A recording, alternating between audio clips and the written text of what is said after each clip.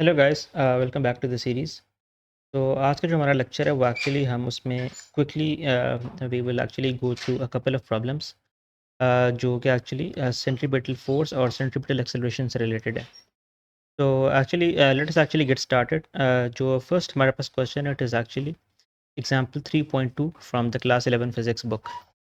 The problem says if a CD spins at 210 revolutions per minute, what is the radial acceleration of a point on the outer rim of the CD? And the CD is actually 12 centimeters in the diameter. तो as you can see कि हमारे पास इस तरह से एक CD है जो कि एक्चुअली इस तरह से रेवोल्यूशंस कर रही है, और जो रेवोल्यूशंस है वो 1 मिनट के अंदर एक्चुअली 210 टाइम्स पूरा रिवॉल्व करती है। हमारा जो गोल है वो ये है कि ये जो पॉइंट P है एक आउटर रिम के ऊपर जो है, हमें इसकी एक्सेलरेशन को फाइंड करना है। नाउ द थिंग इज़ कि हमें रेडियल एक्सेलरेशन को फाइंड करना है। तो before we really start I believe कि इट इज़ इम्पॉर्टेंट कि आपको पता हो कि radial acceleration actually centripetal acceleration ही होती है। Please do not confuse it with angular acceleration. Angular acceleration is not the radial acceleration. Radial acceleration का मतलब वो होता है कि वो एक्सेलरेशन जो अलॉन्ग द रेडियल लाइन हो एक्चुअली। तो जो रेडियल लाइन के ऊपर जो एक्सेलरेशन होती है वो एक्चुअली सेंट्रीपिटल एक्सेलरेशन होती है, not the angular acceleration. Alright, so हमें एक्चुअली फाइंड करना है कि इस पॉइंट पी के जो सेंट्रीपिटल एक्सेलरेशन है वो कितनी होगी, या radial acceleration, you can say it either way. Anyways, सबसे पहले देखें हमारे पास जो डेटा गिवन है वो ये है कि हमारे पास 210 रेवोल्यूशंस पर मिनट है। तो हमारे पास एक्चुअली एक फ्रीक्वेंसी गिवन है,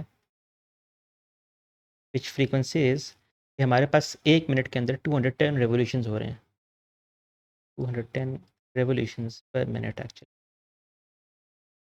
नाउ सबसे पहले हम एक काम करते हैं कि हम इस रेवोल्यूशंस पर मिनट को एक्चुअली रेवोल्यूशंस पर सेकंड्स में कन्वर्ट करते हैं, ताकि जो फ्रीक्वेंसी के नेचुरल यूनिट्स हैं जो कि हर्ट्ज़ होते हैं, हम उसको लिख सकें एक्चुअली। तो लेट अस एक्चुअली फर्स्ट से कि we have 210 revolutions per minute.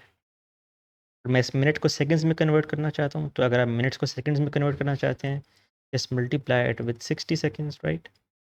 So we will be left with actually 210 divided by 60 revolutions per seconds.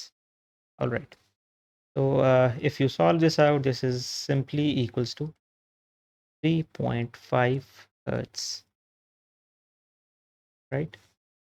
3.5 hertz का क्या मतलब है कि we are saying कि आप 3.5 revolutions कर रहे हैं in 1 second actually। 1 सेकंड में आप एक्चुअली 3.5 revolutions कर रहे हैं। By the way, what if we wanted to find out कि अगर हम 1 सेकंड के अंदर 3.5 रेवोल्यूशंस कर रहे हैं, तो हम एक रेवोल्यूशन कितनी देर के अंदर कर रहे हैं, यानी टाइम पीरियड क्या है जिसके अंदर हम एक रेवोल्यूशन कर रहे हैं। तो वो सिंपली क्या होता है, you already no, it is actually 1/f। अगर आप 1/f कैलकुलेट करेंगे तो एक्चुअली 1 सेकंड के अंदर एक रेवोल्यूशन कितने सेकंड्स के अंदर हो रहा है, एक रेवोल्यूशन का कितना टाइम, वो टाइम पीरियड होता है बाय द वे। तो frequency is actually just the inverse of the time period, यानी कि टोटल टाइम कितना लग रहा है एक रेवोल्यूशन को। ऑलराइट, तो actually first of all let us actually find out कि हमारे पास जो एंगुलर वेलोसिटी है इस सीडी की एक्चुअली वो क्या है। Angular velocity, angular velocity actually हम किस तरह से डिफाइन करते हैं कि omega is actually defined as delta theta, यानी आपने कितनी एंगुलर डिस्प्लेसमेंट की डिवाइडेड बाय कितना टाइम लगा आपको वो एंगुलर डिस्प्लेसमेंट करने में, right? Now we already know कि अगर आपने एक रेवोल्यूशन किया हो तो क्या मतलब होता है कि आपने लेट से इस पॉइंट से स्टार्ट किया था, आप घूमते घूमते घूमते इसी पॉइंट पे वापस आ जाते हैं। इसको एक रेवोल्यूशन बोलते हैं। और आपको ये भी पता है कि एक रेवोल्यूशन में एक्चुअली 360 डिग्रीज होते हैं, या फिर 2 पाई रेडियंस होते हैं। तो हम एक्चुअली जब ओमेगा कैलकुलेट करते हैं उसकी यूनिट्स रेडियंस पर सेकंड्स होते हैं, तो हम एक्चुअली लिखते हैं कि जो डेल्टा थीटा हमने कवर किया है वो 2 पाई रेडियंस कवर किया हमने, क्योंकि हम एक रेवोल्यूशन की बात कर रहे हैं। डिवाइडेड बाय डेल्टा टी, यानी एक रेवोल्यूशन को कितना टाइम लगा था, वो मैंने बोला कि वो जो टाइम लगा है एक रेवोल्यूशन को, ये टाइम पीरियड टी था। ऑलराइट, नाउ हमारे पास फ्रीक्वेंसी तो ऑलरेडी हमने इसको कैलकुलेट किया है, तो यू ऑलरेडी नो कि टाइम पीरियड 1/f के बराबर भी होता है, यानी ये जो टाइम पीरियड मैंने लिखा है, ये आप इसको 1/f से भी रिप्लेस कर सकते हैं, क्योंकि हमने जहाँ पे इस रिजल्ट को एक्चुअली आया था। तो वी कैन से कि omega is equals to 2 pi divided by 1/f। तो अगर जो डिनोमिनेटर है उसके अंदर इटसेल्फ एक डिनोमिनेटर एग्जिस्ट करता है, तो ये सिंपली ऊपर चला जाएगा, which makes it 2πf actually.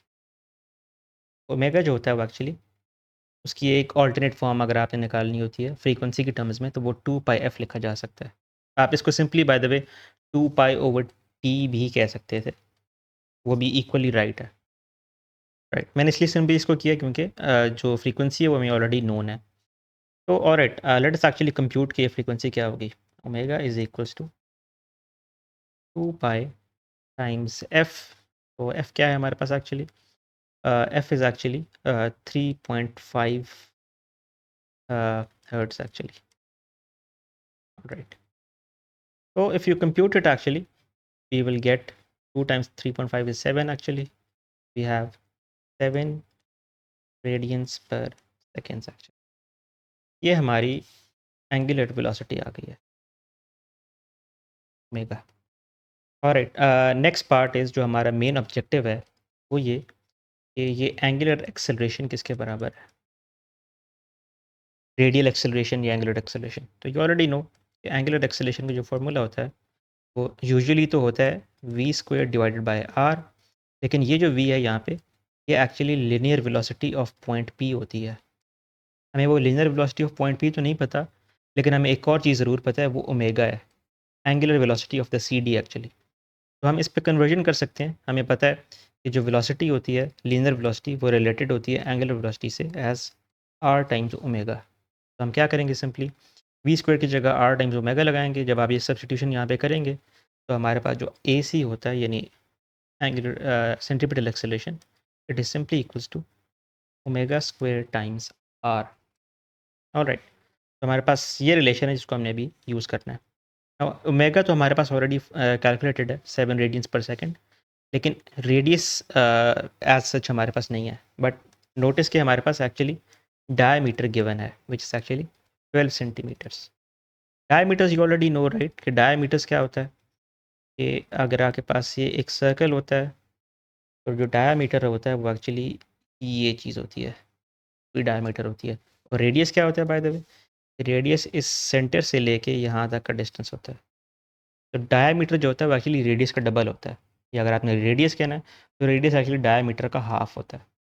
तो वी कैन एक्चुअली कैलकुलेट कि अगर हमारे पास डायामीटर 12 सेंटीमीटर है तो रेडियस क्या होगा, वो एक्चुअली होगा d/2 which makes it 12 centimeters divided by 2, which is actually 6 centimeters. 6 centimeters. Now, usually we would want to convert this 6 centimeter into meters actually. तो अगर आपने 6 centimeters को meters में convert करना है, this is 6/100 to convert it into meters, right? Which makes it 0.06 meters. और तो अब हमारे पास हमारा r भी आ गया, which is radius. We already have our omega, which is the angular velocity. So let us actually now plug the values and calculate the result.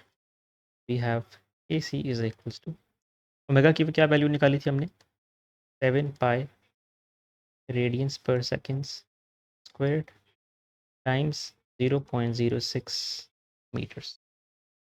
If you actually calculate this, so we'll be left with the result that we actually get, by the way, is something like this whole term evaluates to 21.98 almost. अगर आप इसको multiply करते हैं with 0.06 metres, तो this gives you a result of 29 meters per second. So this is actually meters per second square, I'm sorry. Alright, so this is actually the result. हमारे पास जो angular acceleration होगी for the point P, sorry I use the wrong term, angular acceleration नहीं, centripetal acceleration जो हमारे पास होगी या रेडियल एक्सेलरेशन होगी वो actually 29 meters per second square होगी।